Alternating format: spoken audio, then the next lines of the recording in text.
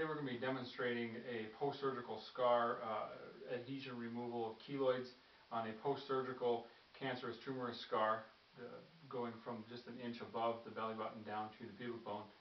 We're going to be working through the scar in many different directions. As we remember, the muscles and fascia are aligned in all directions throughout the abdominal cavity, and we're going to give a little demonstration on how to break up adhesions of a post-surgical scar in the abdominal region. So we're going to first apply some cream throughout the area of the scar, and in the abdominal cavity, being we have tissue that's sensitive, we're just going to do a little fascial pull one of two directions, either pulling in the oblique direction or pulling laterally on both sides, and just working through to the patient's comfort in any direction that we feel an adhesion. I start at the scar and work up and down the scar for about 30 seconds. And then if I find an adhesion, I chase the adhesion. I have a little minor adhesion here and work that adhesion both directions out laterally. Just for demonstration purposes, I would still be in this plane of movement, but I'm going to move my hand out of the way so we can feel those adhesions throughout there. Also in the caudal to cephalad position here, we're going to move and work our way up and down. And then I just work off to the rectus fibers, both areas. We're going to have Cassie do a little bit of a sit-up today, just to tension those muscles.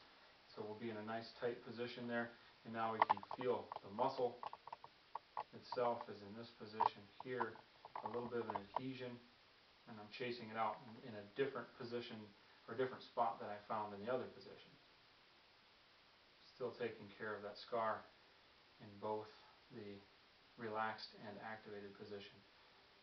Okay, we can relax there. We're going to have Cassie sit up and put a Bosu ball underneath her spine. There we are. And create an elongated position.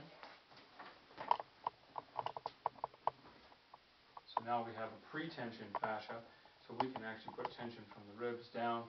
And a gym ball works just as good here for demonstration purposes.